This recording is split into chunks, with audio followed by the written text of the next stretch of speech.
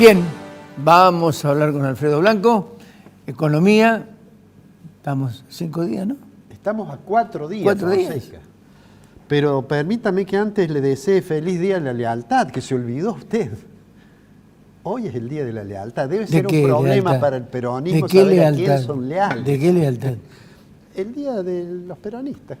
¿Existe el peronismo todavía? Y parece que sí, porque está Massa, que nosotros creíamos que era de la UCD, pero es del peronismo. Ah. Bueno, pero vamos a la columna, no hagamos más bromas.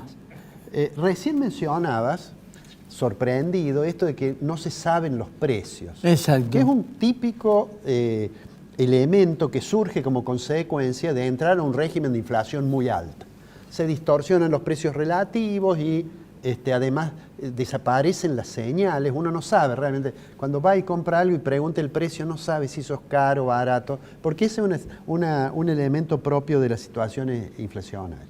Por supuesto, eso castiga tremendamente a los sectores más vulnerables de la sociedad, sí, que son el que consume todo, que no tiene capacidad de ahorro, digamos, y ve que cada vez le cuesta más cubrir la... También hay aprovechamiento. Pero por supuesto. Pero lo que sucede entonces es que a veces naturalizamos ese indicador, que es el indicador, yo diría más doloroso, que es el indicador del porcentaje de personas que están en situación de pobreza o en situación de indigencia.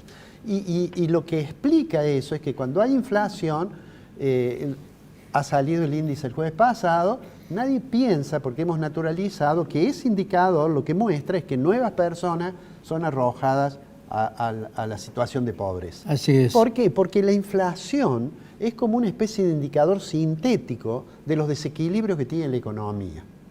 Mira, yo le voy a pedir al director que ponga unos gráficos que preparamos. Mira, ese gráfico muestra, me voy a parar si puedo, muestra cómo varió el índice de precio al consumidor a nivel nacional desde que asumió el presidente Fernández hasta ahora. Sí. Esa línea roja que ves allí, en realidad lo que muestra es el promedio de cada año. Sí. El presidente Fernández empezó y tuvo una media de 2,60 por mes. Después nos fuimos acostumbrando, una media de 3,48 en el 2021. Después tuvimos una media de 5,72 en el 2022. Y después, si hoy tomamos hasta septiembre, ¿no es cierto?, tenemos una media de 8,21. ¿Ah? Le voy a pedir que pongamos la otra porque se ve todavía más nítidamente, es la misma información, digamos, en la placa siguiente. Eso es lo que pasa. Cada vez que vamos caminando por estos escalones, hay números crecientes de personas que tienen problemas para producir, para subsistir, porque no le alcanza el sueldo, ¿no es cierto? Bueno, eso tiene obviamente que ver con la forma en que se ha venido acumulando ese proceso de inflación. Ya a esta altura, la inflación tiene un elemento inercial que aunque mañana a la mañana dijeran no va a haber más inflación, hay contratos que se ajustan sobre la base de inflación pasada y eso le llamamos inflación inercial. Claro. Eso es lo que en junio del 85, cuando se largó el Austral, Zurruil dijo, bueno, vamos a aplicar una tabla de desagio, ¿te acordás? Sí. Bueno, esa tabla era para tratar de sacarle la inflación inercial a los contratos que estaban vigentes, ¿no? Bueno, vamos a ver la siguiente placa, mira. Aquí tenés, desde 2004, ¿cuánto fue cada año?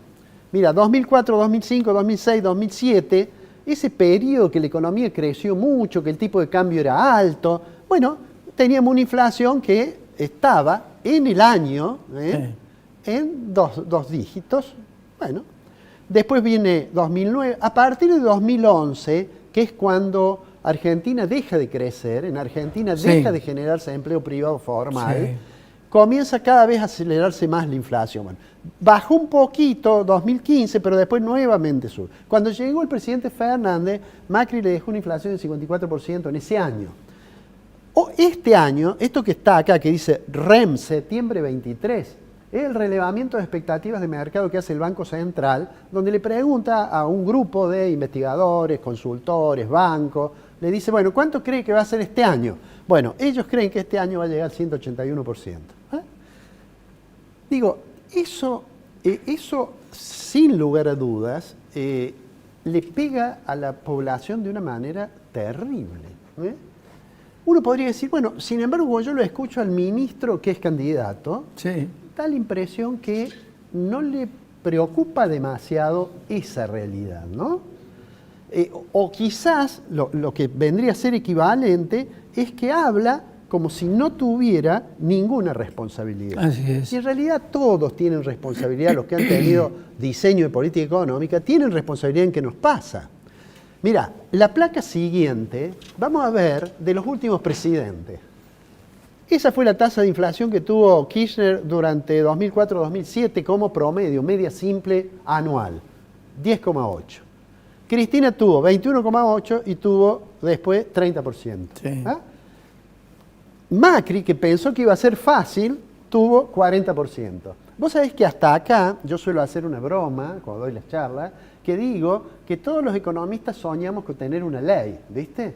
Entonces dice, la ley de bronce de los salarios, la ley de... bueno, la ley de rendimientos decrecientes que formuló tal, bueno, no importa, la ley ricardiana de la renta.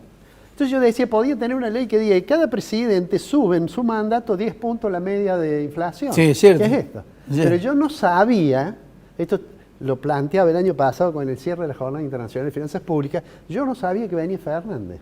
Claro. Porque acá me destruyó mi ley, porque subió 60 puntos. Y si se llega a verificar lo que recién vimos del REM, del relevamiento de 91 puntos. entonces vamos a tener 91% promedio. No hay economía que funcione con eso, Ricardo. Lo que a vos te ocurrió mirando en el supermercado, le ocurre todos los días a la gente que tiene Sí. que comprar algo. Sí. Y a los que tienen que tomar decisiones económicas, es decir, por ejemplo, el responsable del área comercial de una empresa, por estos días lo que está recibiendo el directorio es la instrucción, che, no venda. Claro. O el de compras, che, trate de comprar todo lo que pueda. ¿Por qué? Porque el régimen de alta inflación inhibe las posibilidades del cálculo económico.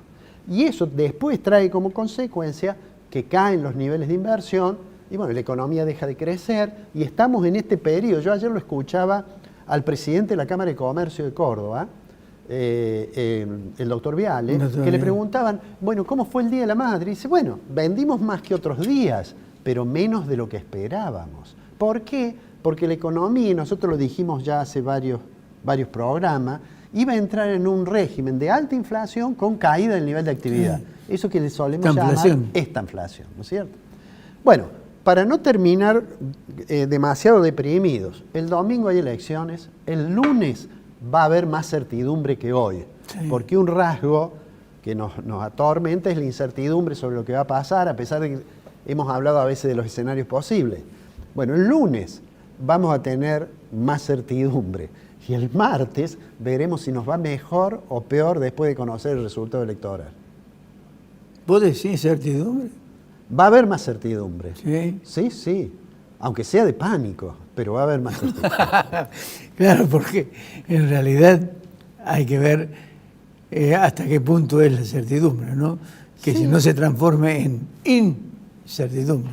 Bueno, pero un poco más. Por ahora tenemos alguna certidumbre, digo, que es que todo el mundo sabe que va a tener que tener un plan económico, que no es cierto que no hagan falta los planes económicos, como una vez dijo el presidente.